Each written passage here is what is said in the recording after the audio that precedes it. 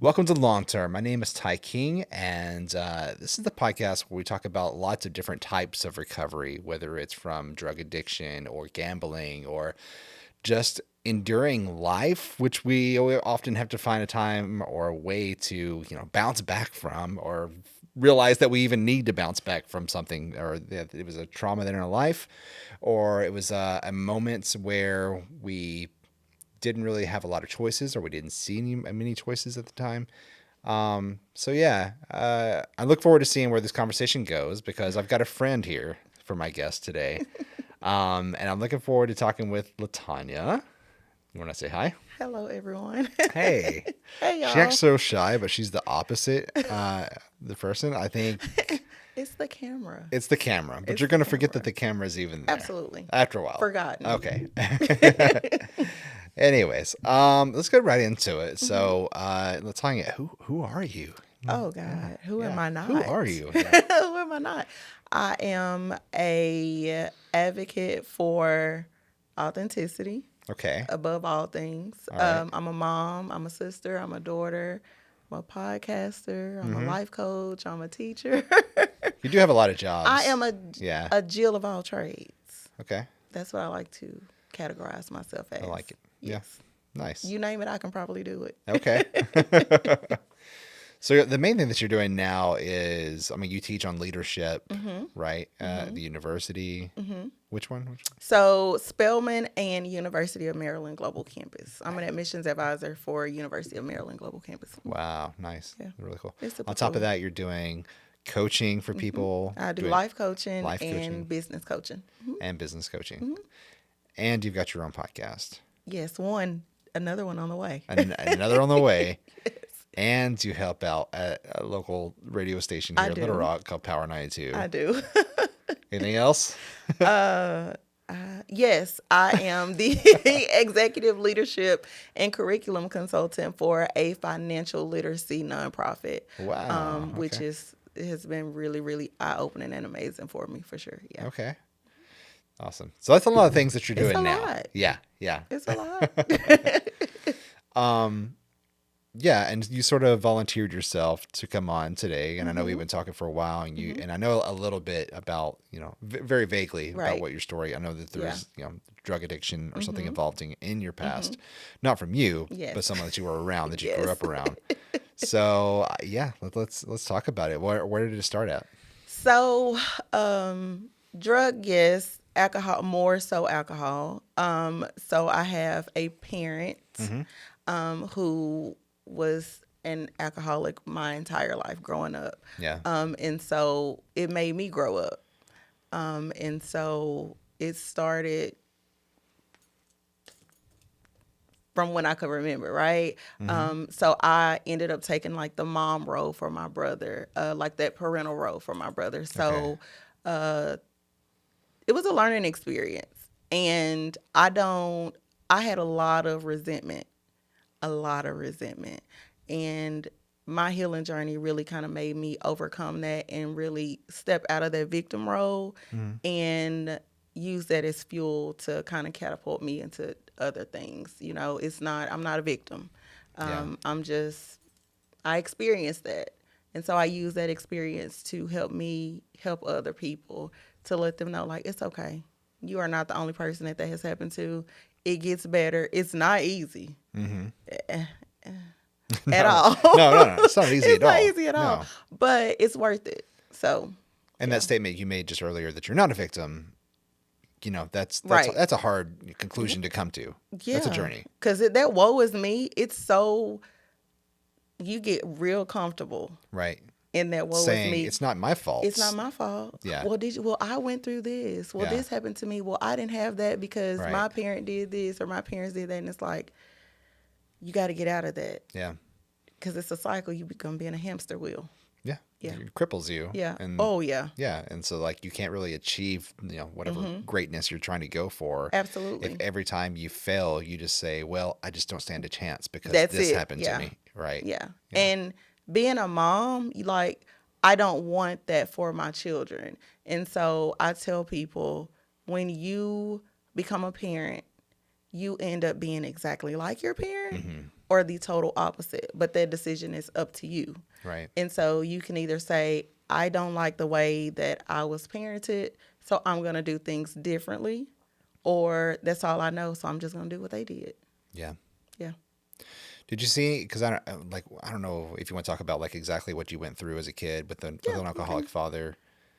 Both parents. Both parents were okay. So I thought you said one Yeah. parent. Okay, great. So both of them are alcoholics, and I'm sure that made for some situations. I grew up Absolutely. with an alcoholic father, like a behemothly, where he was not vehemently but behemothly, where he was such an alcoholic that he kept a case of beer under the seat of his truck. Because in Arkansas, they don't sell beer or no alcohol or anything on Sundays. But that case of beer wasn't for that. That case of beer was in case he couldn't make it to Oklahoma on Sundays to cross that state line Wow. to get alcohol if he ran out on Sunday. That case of beer was for It's emergency if stash. he's ever trapped on the mountain and he physically cannot get down off of it. Yeah. It's like I have to make sure I have my EpiPen with me. Yeah. Just in case it's just like that. Yeah. Yeah. Same. Yeah. We would find alcohol bottles everywhere in the most random places. May not have food, but Yeah. there's some vodka in the house. Oh yeah, plenty of times. Half a gallon of vodka a day in a 30-pack. That's a lot. Yes. That's a lot. You're gonna eat sandwiches tonight, but we have what we need. Right. So yeah, the I get it. bare minimum to keep you alive. Literally, yeah. Wow. Yeah. That's wild. So what kind of like situations did you end up in? So I think it was the year before. It was the summer before first grade. My brother and I. So it's my brother, myself, and I have a brother. We're 18 months apart. We were in the car with my dad going somewhere. We were both sitting in the front seat. Neither of us had on a seatbelt, and my dad was driving drunk, and we T-boned the 18-wheeler. Wow. My brother went through the windshield. My left leg, literally, I had my legs up on the dash, and my left leg bent back. So it bent at the knee and the hip. God. Yeah. And my dad only came out with a few scratches. That was it. He walked away. Yeah. Basically unscathed. We had to be med flighted. Yeah. To Children's. Did it break your leg? It broke my leg. Oh, yeah. I had these long metal rods sticking out of my head, or not my head, Lord, out of my leg. This is my leg. Yeah. Out of my leg. I was in a wheelchair for almost a year. Yeah. I had to learn how to walk all over. That is probably one of the key memories that pop out to me. And I had to ride a special bus because the regular buses didn't have the wheelchair access ramp on them. And that, like, the bullying starts there, so you're getting bullied, not necessarily because you are different. You are different, but it's like, oh man, my clothes are kind of clean. Like, I'm smart, but it's like, no, you're in a wheelchair. Why are you in a wheelchair? So that is probably one of the key memories that really pops out to me. Yeah. Was he ever like verbally abusive or physically? To us, no. Really? I laugh all the time because my dad never whooped me. Like, I never got in trouble with my dad. Now, my mama, totally different.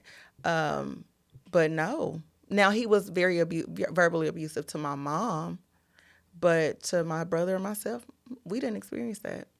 Now, my mom, oh, yeah. Really? Oh, yeah. She was mean. Very mean. Very demeaning. But not for my dad. Mm-mm.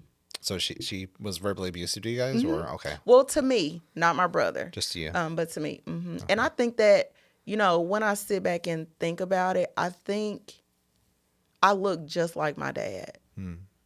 And my dad, I know both my parents loved me, right? Yeah. But I was a daddy's girl. And I think my mom saw that, and it was almost how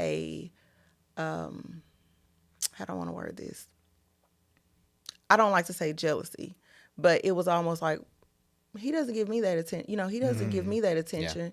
And then they would drink, and then he would be verbally abusive. And so instead of her defending herself to him, I got Oh, you got the brunt of it. the brunt of it. So that's how that ended up panning out for me, which honestly really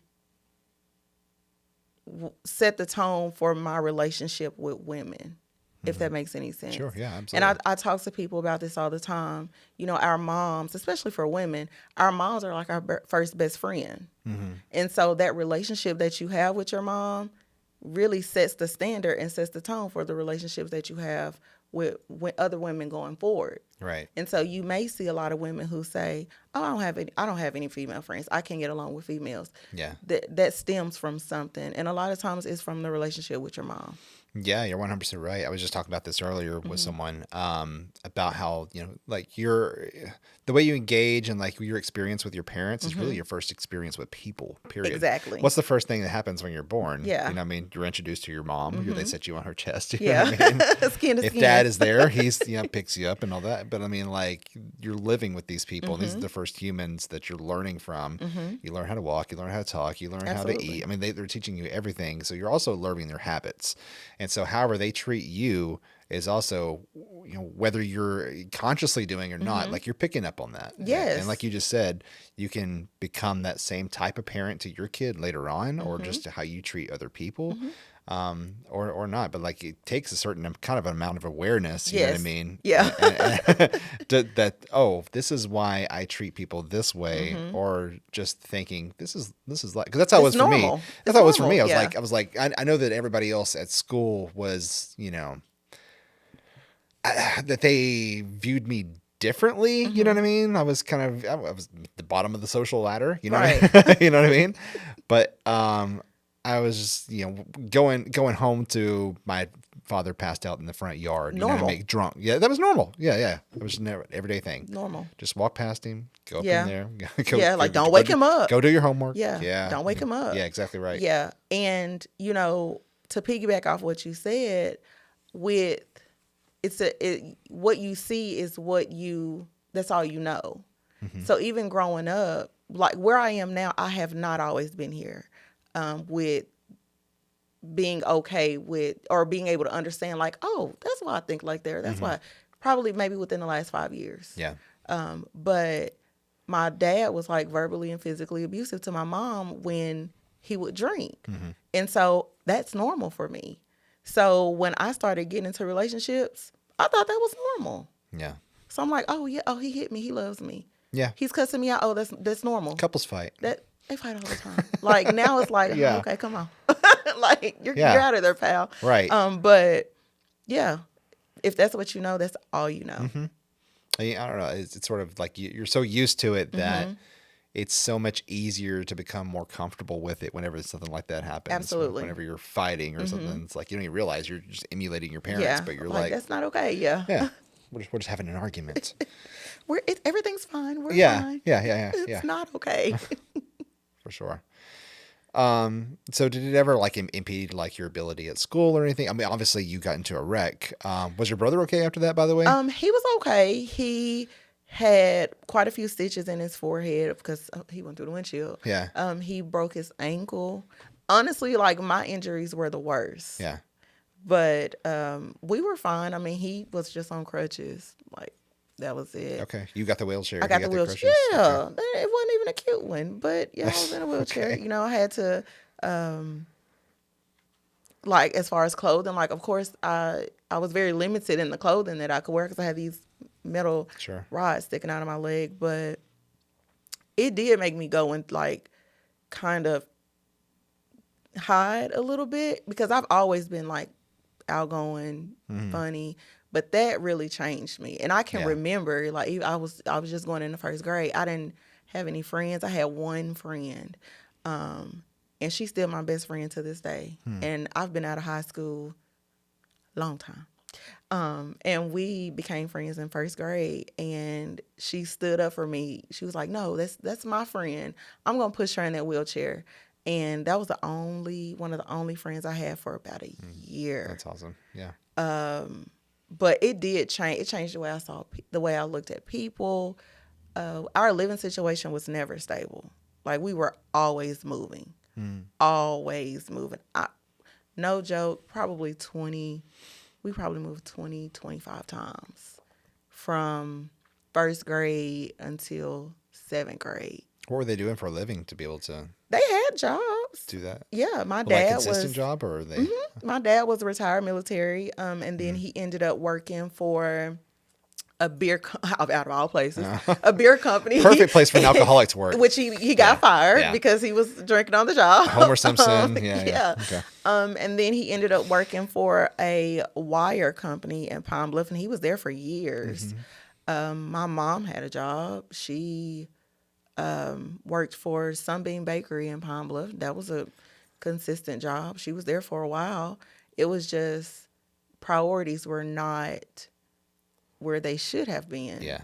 And so that just trickled down, and it's like, okay, we're moving again. Yeah. Okay. Oh, the water's off. Yeah, the gas is off. Boil your water to take a hot bath. So, yeah. So are they prioritizing buying alcohol over Absolutely. over the lights? Okay. Absolutely. Yeah. It's Wow. an addiction. Yeah. Yeah, I remember my cousins grew up in a similar situation where their dad was also a severe alcoholic, but he would mistreat them really, really, really bad too. But he would buy alcohol for himself, of course, but then also the food budget, right? We were talking about how sometimes you just be eating a sandwich or Eat something. a sandwich. He would just buy like cases of ramen noodles for them. And then but the budget wasn't split, it wasn't split evenly. Right. And so like they got whatever was left after he bought his beer and bought his food for him, which would be like, Oh, wow. yeah, of course. Steak, pork exactly. chops, Steak and chicken. potatoes and all this other Yeah. things that were like, normal. And so they wouldn't be able to eat whatever he ate. They would have to go eat ramen noodles. Yeah. And yeah, It happens. it does. But that's life. That's what I'm saying. Like Yeah. that's when you're growing up like that, you don't, that something is off, but you don't know. Can't put your finger on it. Yeah. Because I'll ask you this. So, were you allowed to go stay with friends? Oh, was I allowed to go stay Yeah. with friends? Oh, a few times. Yeah. But I mean, like, did I catch hell over it a lot? Yeah. Yeah, of course. for sure. Because Yeah, it's like, no, because Yeah. you don't tell people what's going on in this house. And again, Exactly. if you're not seeing different, like, yeah, you may occasionally go to a friend's house, but if you're consistently going to a friend's house, you're going to see like, we don't do this at my house. Yeah. Oh, for sure. It's not like that at my house. That's when you notice like how different your living Yeah. situation is. Yeah. And then I would get home, and then like my dad would, I don't know what was wrong with him, but like he was so jealous of every other man, which is so weird. And so like if I would get back, then I wouldn't hear anything else that night except for how the dad of my friend that I went to go stay with was now somehow my mom's boyfriend. Yeah. You know what I mean? And Yeah. it's like they don't even know They each don't- other. Yeah. Yeah. That's my friend. Yeah. Yeah. Yeah. Yeah. Same. Yeah. Same. My dad would accuse my mom of, which I don't know. Yeah. But that's not your uncle. That's your mama's boyfriend. And my parents were married, so it's like, which again, it's like, it's hard to be in a relationship and you're always trying to prove yourself. I'll say that. Yeah. I found myself always having to prove myself, or trying to prove myself, to prove like I'm not doing anything, but Yeah. I'm not cheating. And sometimes I reflect and I'm like, but they never said you were cheating. But I was so used to seeing my dad accusing my mom and she was always defending herself. So I was like, oh, that's what I have to do to Yeah. let them know, like, hey, I'm not cheating on you. Like that's just part Like, of hey, look, this is where I am. Yeah. Here's my location. Prove your loyalty. Yeah, constantly. like, no, I'm not a dog and you're not the owner. Yeah, my dad was bad about that because my mom would be like, I remember like specifically if she was working in the garden, outside and had dirt on her pants or her back or whatever like that, then she was for sure laying up with some man out in the yard She somewhere. is trying to grow okra. Yeah, She, yeah, right. But like you couldn't tell. I don't know what that was. That was insane. But I mean, think about like how did their parents treat them? Yeah, and that's something else I had to sit with. You know, we don't know. We don't Yeah. know what their experience was growing up. Yeah. I mean, my grandmother was a drinker. And so that ties back into we either are a replica of our parents or we go the total opposite way. So my mom is a carbon copy of her mom. Yeah. And I sit and think like, you know what? Grandma used to drink. Like I can remember her having that big old beer can. And that, I remember that. And I'm like, oh. Yeah. Oh. So we have to give grace, but also we do want to give grace, but it's like that doesn't remove the fact that you did a piss poor job. Yeah. And you could have done better because right from wrong. If we can say we're not going to do that, like that's not right. They could do the same. Yeah. Yeah, for sure. I don't know. It's so I'm so torn on it because it's like I know that you could do better. I understand that you were raised in certain conditions, but if I was able to break out of that, then you could have too. That's true. You know what I mean? But at the same time, I realize like not everybody has the will, I guess, or the desire. Yeah, and like they're just so deep in that hole that they don't see a way out. And they're comfortable because change is scary. Yeah. And facing your demons is even scarier. And so some people are just like, nope, I'd just rather stay where I am than do anything to change it. And we cannot, you probably don't want to hear this, but the What's life that? coach is going to come out of me. Okay, life coach. Like, you cannot expect you out of other people. So when you say, I can do it, why can't you? I like that. Yeah. I don't like it, but I like it. That's okay. Because here's the thing. We put unrealistic expectations on people. Yes, you're right. Or expectations that, like, I can't get mad at you for not meeting an expectation that I set for you that you don't even know I set. Exactly. So think about it that way. I knew you weren't going to like it. I mean, it's not comfortable for me to hear, but I feel that it is 100% correct. Yes, Yeah, you're right about that. Yeah. And that's why I have a problem with delegation. That's why, I mean, like Bailey's in there volunteering. She's doing an amazing job. She's doing an amazing job. She's helping us today. Do you know how much I have to grab my own ego or whatever it is that keeps me from allowing other people to help? I do know. Don't worry. Oh, yes. Don't you fret. I know. Like there's almost like a fear of letting anybody else even allow to help. But I wonder like where does that come from? It's got to come from back from, a lot of that not having control at all back when I was a kid to growing up, getting out of there, and then finally having control of my life. That's exactly what it is. And then now I'm like, I'm so afraid to allow anybody to have any control of any part of my life. Like I want to be the one behind the controls. Because you remember what it's like to not have control. Right. So like the little Ty in you, it's like, no, it's mine. Yeah. Don't let anybody else play with it. That's what it is. Yeah. Well, that's fun. Because he does not like delegation. I do not like that. No. I'm like, I probably had the most like intense conversation I've ever had on this podcast earlier today. We were talking about, are people capable of, changing and giving grace to people who are like, even if they're, your personal monsters, if they were your parents, back in the day. And I was talking earlier about, how do people who were victimized by, abusers, what do they get out of, finding justice or for punishing, the people that were abusing them. And she was a minister, and she was full on, I believe in the death penalty. Oh, yes. Yeah, I don't know. I'm kind of torn, but she was so sort of. It seemed like she had done a lot of soul searching. It seemed like, and she had settled on the idea that it was best, especially for like sexual abusers, to face the electric chair or injection or whatever, because she says only 2% of the people that offend actually No longer go through offend. Yeah. rehabilitation and find a different way to get out of it.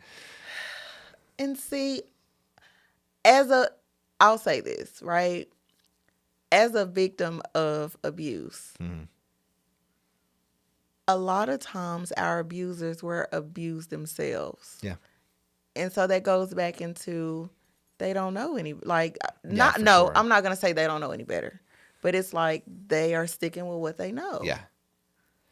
And at times they're like, it's not fair that I went through this, so other people need to suffer as Right. well. That's a hard pill to You swallow. can still be in your 30s and 40s, and you're still Yeah. emulating what your Yeah, parents yeah. did, just like you were when you were trying to walk as a baby. Because that little kid in you Yeah. is being rebellious, having Yeah. a little temper tantrum. Those are the first people you were introduced to. That's it. Even my dad was like, he told me stories of what his dad had done to him, and it was very similar stuff. Hey, y'all, you acting like old dude. You Yeah, just like him. yeah. But he wasn't even like trying to justify why he was doing what he did. It was just like, this is what he did to me, and I'm like, that was you. Yeah, you're doing that stuff Look now, at you and now, worse. yeah. Making us stand up against the wall all night long so that we'd be tired the next day when we go to school. You know what I mean? It's crazy stuff. And then beating my mom, and we had Yeah. to go to battered women's shelters all the time until I got so old that they wouldn't even accept us anymore. Because you were too In and old. out. Yeah, yeah. And with his mom, my grandmother, I had known, I just found this out recently. This is crazy stuff. So his birth mother, this is going to get kind of tangled up. His real birth mother, okay, that raised him, she divorced his real dad. Okay. Okay. And his sister brought her boyfriend over to the house one day, and his mom ended up stealing her daughter's boyfriend away from Wait. him. Yeah. So Where is this? what do you mean, where is Where this? did this happen? In Texas. Oh, it sounds like, never You mind. think it's an Arkansas I was thing? thinking Conway County. Conway County. No, this was in Texas. So she ended up stealing her own daughter's boyfriend, who was about half her age. You know what I mean? Cougar. Yeah, for sure. But when I was growing up, that was uncle, or like, my step grandfather or whatever. I knew it was just Dan. You know what I mean? I just knew it was Just Dan. Dan. Just Dan. I knew that wasn't like my dad's dad, but I knew that was just her new husband or whatever, and like they had a kid together. But you did not know I didn't know that he was like so much younger than her, and I also didn't know that like that used to be my aunt's boyfriend. That almost was my uncle, but now he's my grandpa. That is a jump. That's a huge jump. Yeah, and they had 2 kids, and the older one, I just found out recently that wasn't even his kid. So like she was with somebody. So like her, my promiscuous grandmother must have like set the standard for my dad of like what women were like. You know what I mean? And like that's why he accused, my mom. That's exact. Yeah. Yeah. But the fact that you're able to see that is a step in the right direction. Yeah, that's only a recent development, so that's something new. But yeah. like recovery is like one day at a time. Like It is. not even one day, it's one moment Yeah. at a time. Right. So that is. Ooh. So are both your parents living now? No, so I don't want to say ironically. Good grief, Charlie Brown. That's not the right word to use. But my dad passed away in 2019. Okay. From alcohol. Really? Yeah. So my mom is still living, but yeah, my dad passed 19. So he drank, like his liver gave out. So he would drink, and he would get really, really sick and be like knocking on heaven's door. Yeah. And get better, and the doctors would be like, listen, you have to stop drinking. If you stop drinking now, you can turn this around. Yeah. And I guess his 9 lives ran out. But yeah. Was he ever involved in any kind of drugs either besides alcohol? So yes, they were addicted to crack cocaine way back in the day. That was probably maybe up until I was like maybe 10. Yeah. But after that, it was just Heaven Hill. No, Heaven Hill. Quality House vodka. Oh my gosh, that sounds cheaper than Heaven Hill. They're like they're family Yeah. members, not siblings, like my Okay. socks. Yeah. Um, Quality House vodka and Best Ice Oof. beer. Okay. I don't know That's what probably that like is. $12 for a Yeah. 30-pack. Okay. Like, that's cheap. Yeah. 12 for a 30. Is that what you said? Milwaukee's Best Ice. Oh, That's the okay. name of it. Milwaukee's Best or something like that. Anyway, bottom line, $12 for a 30-pack. Yeah. And a half a gallon of Quality House every single day. Every day. Every day. Yeah. Every single Jeez. day. And I mean, it's get off work at 3 by first stop when you get off, like, liquor store. They know you by name. Yeah. Like, you have an account Oh, for at sure. every liquor store Yeah. in the town. Like, oh, it's okay. You don't have the money. We know you get paid Friday. We know you're going to pay us. Yep. And then by 4, gone with the wind. Like, drunk Yeah. every single day. Then passing out. And honestly, liquor doesn't leave your system that fast. Right. So you're a functioning alcoholic. Like, their coworkers would be like, no, your parent doesn't drink. I'm like, they be drunk every day at work. You just are not able to tell it because their body is used to surviving off of alcohol. Like, at that point, you're not even really eating because you're drinking all the time. Right. And so you're getting sick because your body is craving the alcohol. Yeah.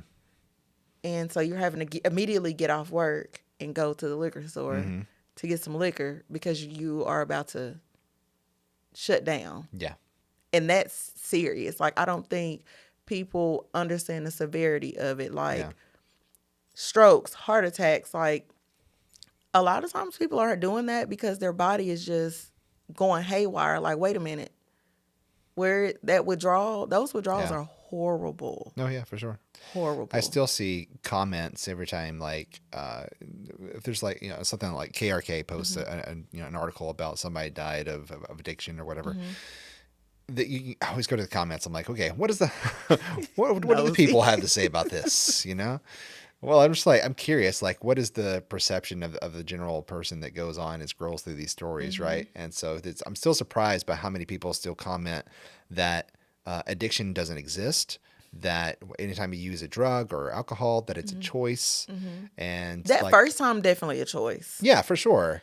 But after that, like, if you've been in it 12 years or so, you know what I mean? Like every single day drinking, like you were like talking about, you know what I mean? Where that's just your lifeblood. My dad would get up and drink it like it was like coffee. Exactly. Like my version of coffee. That was him. Yeah. Like, drink up, whoosh, crack. You could hear it. Yeah. And you have like, okay, I just heard that beer can open. I have about 30, 40 minutes of peace left. Let me figure out what I'm going to do today to get out of this house. That is the mentality that you grow up with. Like, I love school. I love learning. I'm thinking about getting another degree. Like, but that stemmed from my getaway was going to school. I hated summers. I'm going to be at home. This is what I'm going to have to deal with. I want to go to school. Yeah. And there wasn't like, oh, you can go in the... No, there was no extra money to go to the Boys and Girls Club during the summer. If it wasn't a free thing where you could walk or a bus is coming to get you, because we don't want to have to get up out of our drunken slumber to drive you to swim lessons or whatever. Like, no, you want to go, you need to walk. It needs to be free or they need to be coming to pick you up. And that's it. Yeah. So how did they go from addicted to crack cocaine? I have how no did idea. How did they stop? I know no you were idea. only 10 at the time. Yeah, so. I have no idea. I don't know. No idea. Yeah. And it's crazy because I don't think the severity of addiction is so deep. Because I remember we moved from Pine Bluff to Morrilton. I was 13, 14. And my dad was in prison. Like, people don't know, my dad went to prison. Oh. Not paying his taxes. Nothing major. Nothing major. And so, of course, when you're not drinking. And he was there for over a year. I got pregnant at 15. And he found out he was in prison. Thank the Lord that's where he was. But that whole time, of course, you are not drinking. And he got out and went right back to it. Wow. Right back to So he it. was, a whole year sober Yeah. and then just dive right back in. Wow. Dove right back in. And he was, he was in the military. I know my dad was born in 57, right? Yeah. And so he went right from high school into the military. So I was never in the military, but I know people who are in the military. And I know that's just part of it. I don't know what you saw Yeah. when you were in the military, but I say all that to say you've been drinking for so long. That's all you know. Yeah. That's all you know. So even if you go, you hibernate like a bear for a year, Yeah. when you wake up, Right. you're going to be hungry. It's a mental thing. Yeah. So, yeah, for sure. Yeah. I've talked to a few, veterans, because I don't know what that experience is like either. But like I've talked to a few that had like experienced so much, PTSD and trauma while they were, in service, because they would see, the people that they were training with get blown up on the battlefield. You know Yeah. what I mean? And then they would get out and then come back to civilian life, and like that transition was so hard Yes. that I don't know, like one guy I talked to specifically in the first episode of this podcast, he was talking about how it was so hard to think about how they died and he lived, and like that guilt It's not was fair, on yeah. him. You know what I mean? Yeah, like survivor's guilt Yeah. almost, but also the PTSD of seeing it happen and all that. And so like just started drinking and drinking and drinking and drinking and drinking. Because they don't have that structure. Yeah. Like some of my students the majority of my students are military veteran students. And they'll say like, I'll ask them, how's the transition been from, and they'll say it's hard because we don't have anybody telling us it's time to get up. Yeah. We don't have anyone telling us it's time to eat. It's time to go to work. It's time to do this. And so they need that structure to keep them on the right path. And now that they don't have that, it's like, I don't know what else to do. Right. Yeah. So we ended up pregnant at 15 years old. Brother did. Yeah. You did. My Yeah. mama was mad. How She did that whooped my happen? butt. What do you mean? How did it happen? The birds Well, and the bees. I know how this when happens. a mommy loves a daddy. Hold on. Because not every 15-year-old is getting pregnant. That's true. That is true. So I was doing stuff I shouldn't have been. Yeah. And I did not. Well, I'm not gonna lie to you. I did not know what I was doing. I was just, my dad was in prison. I was a daddy's girl. And I was trying to fill a void. Right. And so it happened. And I knew, oh my goodness, I knew I was pregnant. And I told my brother, and I was like, I am pregnant. And he's like, now mind you, I'm 15. Yeah. He's 12. Right. Or 13. Like, what is he gonna do? Kids. And he was like, I'm not gonna tell. So he didn't tell. He never told. I had a best friend. She knew. And I was running track, like 5 or 6 months pregnant, like running track, running bleachers, throwing shot put. You couldn't tell. Like I was You weren't showing at 5 or 6 months? Wow. No. And then my mom was like, something ain't right, in a drunken whatever. Yeah. But she took me to the health department, and boy, when they told her that I was pregnant, she whooped me in that health department. That was probably one of the most humiliating, outside of the fact that, okay, I'm 15 and I'm pregnant. She whooped me in there, and she was like, I can't even afford to feed you and your brother. That right there is what embarrassed me.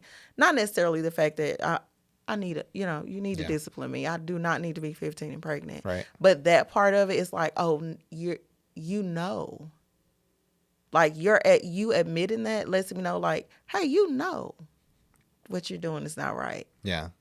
But you're making a conscious decision to choose something else over making sure that your children are taken care of. So yeah, I stayed in school.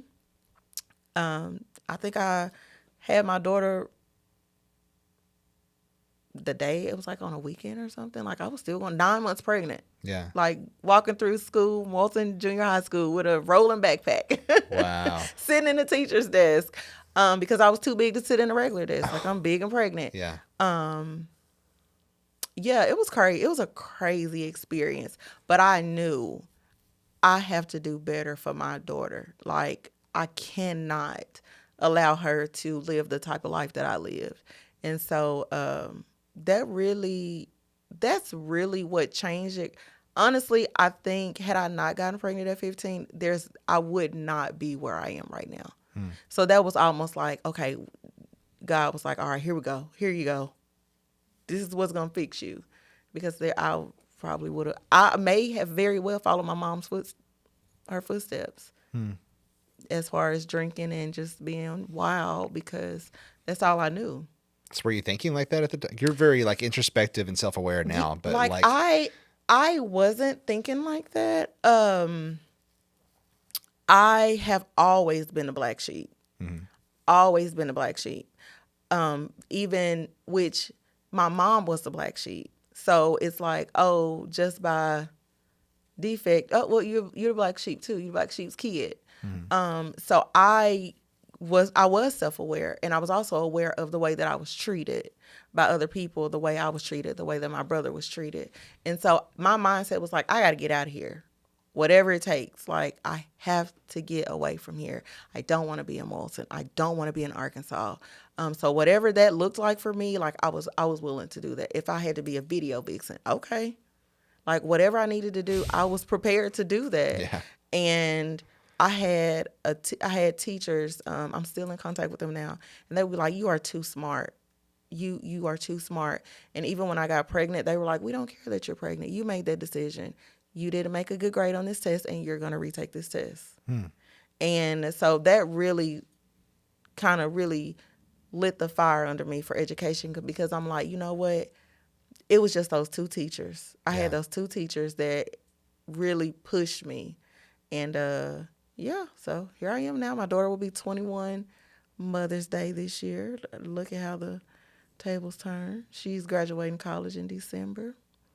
So yeah, that's That's it. awesome. So she's turning 21. She'll be 21 May 11th of this year. Wow. That's crazy. My son just turned 18 this year. Ain't that crazy? I feel so Oh, I hide my gray hair under this wig. I got my gray beard and no hair, so It's there, guys. It's gray. yeah. Uh-huh. But yeah, so how is your relationship with your son? If you don't mind me asking. Yeah, we can talk about that. That's fine. It's non-existent at the point, Okay. right now. So, he was, 4 months old whenever, I went to prison, and then, I kept up, great relationship with him. I say great relationship. That's not true. So we had as good as a relationship as you could possibly have while I was in there. My mom would bring him, you know what I mean, for visitations and stuff, which would be different because you're behind glass and bars and all that stuff, just like you see on TV. Like jails are the worst, and then you go to prison, and and there's like more open area, and like you can actually see and hold your kids and stuff. And so, he would come, every couple of weeks on the weekend. We'd get 4 hours together to sit out there and eat food from a vending machine and push Gardettos around or whatever and play arounds but I mean, we had letters and drawings and stuff that we would send back and forth between each other, and then like I get to talk to him on the phone every once in a while. But then when I got out, like I don't know, something really weird, like it just changed with his mom, and she didn't want me to. I don't know if it was just like being really really overprotective or what it was, but like it was. I got to see him one time in person, and that was right after I had gotten out.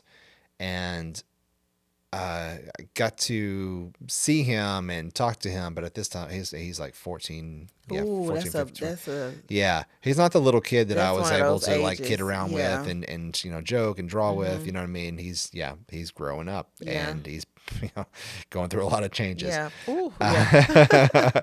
He's very quiet. And like he was big on like style and like even like crimped his hair, you know what I mean, and Okay. stuff. Yeah. But tried and it was probably really really weird. I can't imagine what it was like for him, just so weird. All of a sudden I'm out and I'm talking to him on Right. this side, and I helped him. He had a fundraiser going for his school where he was like selling like Yankee candles and cookie dough and all that stuff. I can't remember. I think it was the Yankee stuff.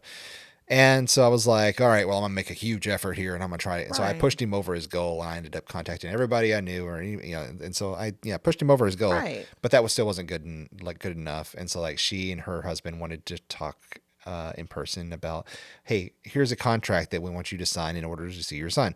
And it was like, I had to check every single one of those boxes, but one of them was that I had to make enough income to support him and his like baseball fees, which I paid and all that other stuff. But I had to have consistent employment, but could not work for myself. Self-employment did not did not qualify Okay. for that. Yeah, yeah. Which is so strange because I had built a marketing company while I was inside and then came out and I was like, I Yeah, was that's already building up strange. my clientele and I was doing, Yeah. pretty well. And obviously, um, I'm still working for myself. Right. You're doing pretty Doing good. pretty good working for us. Yeah. But yeah, that was something I was just like, okay, whatever, signed it. And then, I got to go to one of his baseball games and then That it you was paid just, for. yeah. And then it was just, it got shut down. Like everything, like no calls, no, visits, no anything. And she even cut him off from my parents who had Wow. basically been taking care of him, Mm-hmm. every single day for years, uh, like cut us all out. Like we were just gone. Like we were not there anymore. And so on his birthday, which is well, last time I saw him, I guess outside, I went to his baseball game that he was playing, and it was a public event. I just went to the bleachers and went up there and to watch him play. Wasn't going to try to Right. start anything or whatever. And she saw me. She marched out to the baseball field, pulled him off the field, put him in the car, and left. That is humiliating for a kid. Yeah, yeah. And then the coach actually lived next to my parents, and he told my parents that he just hadn't been the same kids since. Like it really messed him up. Yeah. Um, Anyways, and so I fought for him in court Right. for 2, 3, 4 years, and then it making different court appearances. I didn't get to see him, but then that last time, which was 2 years ago or 2 or 3, um, they pulled him in as a witness to start to talk about the different situations, I guess, Mm-hmm. of between like I don't really even know why he was there, and just Right. to testify how well his stepdad was doing or something. Right. I don't know what the deal was.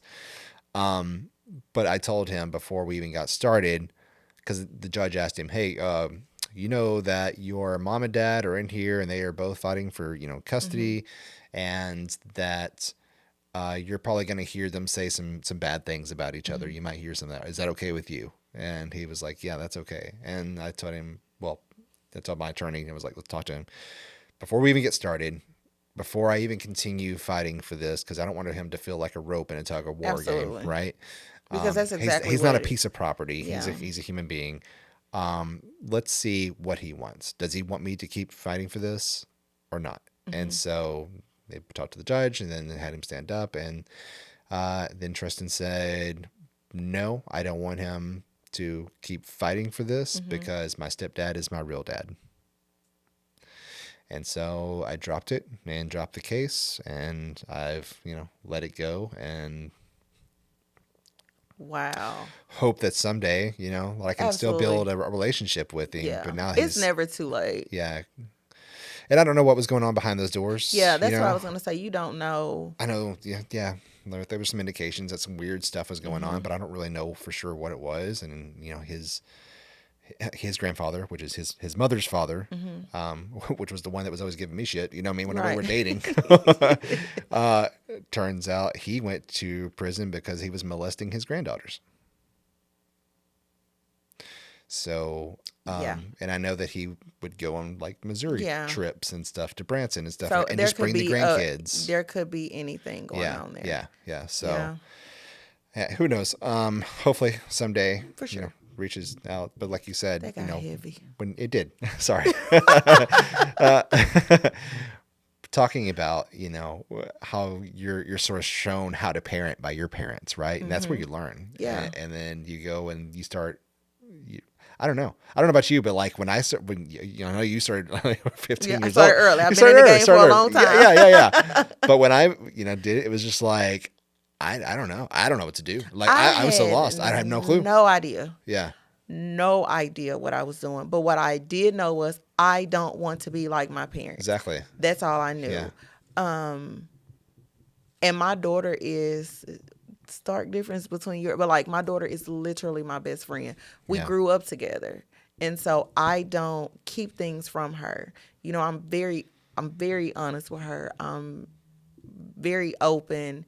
There's still a boundary. So even now she'll call me and she'll say, "Mom, I need your advice," but not as my mama. And I'm like, "Okay." Yeah. And then I'll give her my feedback. And then she'll say, "Okay, can you give me the mama advice now?" And I'll do that. But what I have noticed is in some instances, I can sense my mom about to come out of me. And have to be like, "Oh, Yeah. let me respond differently." Even with my boys, the same thing. And I say all the time, especially in my community, in the Black community, moms coddle their sons and they're very hard on their daughters. And that causes friction in the relationship between the moms and daughters. So you add that on top of an addiction, and boy, it's war in a household. So I even felt like, Mom, she always choosing my brother over here. She always defending him. He gets whatever he can get away with anything. Yeah. Let me tell you, my brother got away with a lot. A lot. But I didn't. And so at times I catch myself, I started like letting little stuff my daughter would do slide. Yeah. And that was just me kind of almost my get back to my mom, like, yeah, you wouldn't let me do it, but I'm letting my daughter do it. Yeah. And it's like, no, she don't need to do it either. You know, she does not need to do it either. So yeah, that parent, the way you're parented, definitely, it can come up. Yeah. You got to know how to acknowledge it when it comes up. So where do you learn? How do you learn how to do that? I have very open conversations with my children. I allow my children to ask me why. And you know, growing up, it's like, don't ask because I said so. Do as I say, Kids not are as great I at it, do. though. Yeah. Why? Why? Why? But I have to learn, like, they're little human beings. Yeah. Yeah, they're my children, but they're little human beings too. And so they want to know. They're not saying, and you can tell when they're asking why, just because they want to be slick, or Right. why because they genuinely want to know, right? Yeah. And so it's like, okay, I have to explain to my children why this is the best decision, not only for them right now, but going forward in life. So I think back to even the girl stuff. Like, I was never taught about having a cycle. Yeah. And it's like, okay, you need to have these are conversations that you need to have, because your So daughter you were is never gonna told be, about any of that? I didn't know. I was. So you had to figure it out on your own? Let me tell you, Ty. I was at school and it happened, and I freaked out. Yeah. Like, I didn't know what was going on, and I called my mom and I'm like, "This is happening." She was like, "Oh, go to the office and tell the principal." Lady, come and get me. Like, Yeah. I don't know what's going on. But just, no, I had no idea. Never know. And I was 13. Yeah. And 2 years later, I was pregnant. Wow. Because I didn't know. Yeah. I just had no idea. Like, it's not funny, but I laugh because I never had to take sex ed. I never had to have that class where, you know, all my classmates were walking around with a fake baby. I had a real baby. I don't need that class. Gosh. That's thrill test. Yeah. Like, That's yeah, I don't need that. Like, y'all want to, one chance with that. yeah, come get my kid. You'll learn. Jeez. You know, but it's trial and error as well. You know, what works with one kid is not going to work with the other. So how did you find yourself in a position where, like, you're coming up out of that situation where you grew up in, but then you became a life coach for other people? Like, you're helping other people Yeah. navigate their Y'all getting to me madness too. and chaos. Yeah. Well, I will say I've always been outspoken. After I came out of my shell, I've always been outspoken. I've always been that person that other people go to and just ask for advice. And I'm like, why do people always come to me asking me? I don't know either. But I've always been willing to share pieces of my story. And I noticed that when people would come to me or I would have conversations with people, it would be they would be going through situations that I've already gone through. Yeah. And they would be feeling as if they would not be able to get out of it. And so I was having a conversation with a friend of mine, random. I was meeting with her. She was teaching me about branding for, I don't even remember what we were talking about branding for. And we were just having a conversation, natural conversation. She was like, you need to be a life coach. And I'm like, I don't want to do that. What? Yeah. And she was like, you need to be a life coach. And she connected me with, she's also a life coach. She connected me with another lady, and it just took off. But it was never in my plan at all. Yeah. At all. Yeah. Were you ever tempted to, I guess, to be a heavy drinker? Did you ever drink before? Yeah. Oh, you did? But did it ever feel like you were out of control? No. No? Because I was so scared. That wreck traumatized me. Yeah. Like, to the extreme. But I was so scared. And I've had some, embarrassing moments where I was dating a guy and one of my parents may fall. He would have to, the other parent would call him. I wouldn't even be home. And they would call him like, hey, so-and-so fell. Can you come help me pick them up? And I wouldn't even know. And he would tell me the next day, like, hey, listen, your mom called me, your dad called me. I just want to let you know. And I was like, I will never do that to my children. Yeah. Never.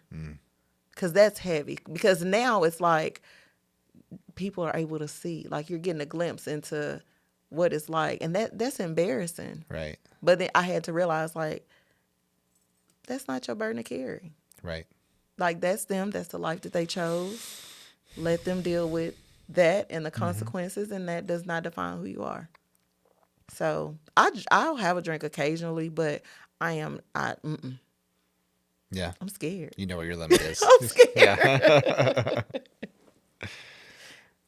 How do you, I guess, keep your kids from going down that same path too? I know, like, they're not learning it from you. You learned it from your parents, Right. and then you broke away. So now they're learning from you, which is a completely different situation. So, honestly speaking, think about it. I had my daughter when I was 15. So my daughter was in the household. My mom emancipated me when I was 16 years old. I had no idea. I woke up one day and she said, we're going to court. And I said, what are we going to court for? And she said, I'm emancipating you. What does that mean? Like, you're a legal adult now? You're on your own? Yep. Wow. So from that wreck that we had when I was 6 or 7, ironically, the truck, there was a lady and a guy who were driving the truck, and we T-boned them, and they set up a trust for me and my brother. And my mom was able to borrow from it, but she would have to go in front of the judge and really explain why she needed money from that trust. It was a nice amount. Yeah. Starting off. Right. And she, like I said, I woke up one day and she was like, you gotta go to court. And I'm like, why? And I didn't know what that meant. And we went in front of the court and we're in front of the judge, and he explained it to me, and I was just like, okay. I didn't have a say in the matter. Yeah. At this point, it's like she doesn't want legal responsibility for you anymore. That in itself is like, that's hard, because now you feel a sense of abandonment. Like, why you don't want me? And I just had to grow up. Yeah. Like, fast. But my children, they saw their grandparents drunk. They saw what that looked like. Yeah. So it's not something that they are unaware of. It's not something that they've never seen before. And so we have candid conversations. We have open conversations. And I explain to them, like, this is why we don't do that. This is what it can look like for you. So they are aware. And my daughter's about to be 21. She goes to school in Fayetteville. I know what they do in Fayetteville. I used to go to Fayetteville on the weekends, and I wasn't even a student there, and they knew me. So, Yeah. But I trust that I raised her properly, and that she is making the right decisions. And so far, knock on wood, so good. So far, so good. Like I said, she's graduating. I really hope that they learn from what they've seen and go that opposite route, you know, not following their grandparents. I know my parents love their grandkids, but I don't want my children to be like their grandparents. Yeah. Yeah. I think that's a great spot right there. You think Well, so? one last thing. Yes. One last question. I always kind of want to get people's opinions when we're at the end of the show, but so for people that were, that grew up in your position, with your parents, addicted to substances and of course the neglect, and even if it wasn't, verbally or physically abusive, like there was still, Right. like you weren't being taken care of. And Yeah. so it takes a while to kind of unwind from that or to realize that it was ever a problem. So what is something for you that is a long-term solution for other people that are coming out of that situation? Ooh. Community. Okay. Knowing that until you speak on it, you don't realize you are not alone. You would be surprised how many other people are going through the same thing. And when you find a safe space, even if it's just one person that you can have a discussion with about that, that makes a world of difference. But you have to do not harbor it. Don't sit in it. Yeah. You have to, get it out. Because if you don't ask for help, you'll never get help. And then you'll be 30 years down the line, saying what if, still harboring those ill emotions. And it gets harder the older you get, so seek help, like seriously. Yeah. Yeah. Yeah, and then you're not having to look back in your life and For a lot real. of regrets. And yeah, it's funny. I see in those same comments I was talking about earlier.